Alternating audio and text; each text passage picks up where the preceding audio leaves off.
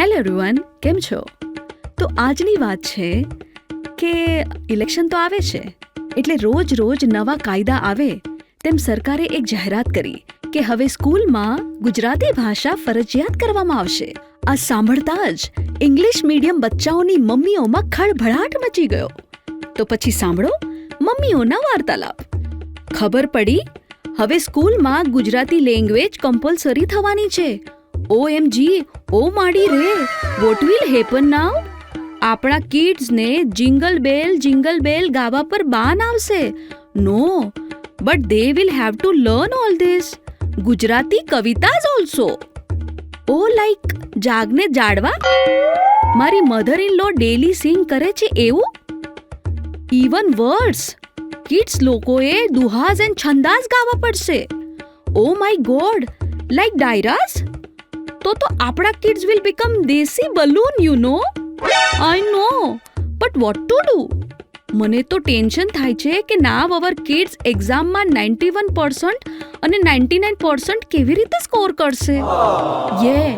Because Gujarati is so tough.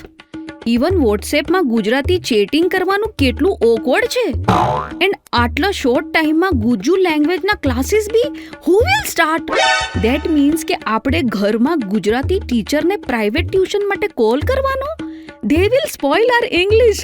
ઓહો, અરે now તો સ્કૂલની રિસેસમાં બી ગુજુ સ્પીક કરવાનું એલાઉ કરશે. OMG. એન્ડ પેલું શું કહેવાય? Speech therapy? નો, વક્રતુંડ. અરે વક્તૃત્વ competition that also will start. Oh God, means કે our kids will actually speak totally Gujarati in front of everybody.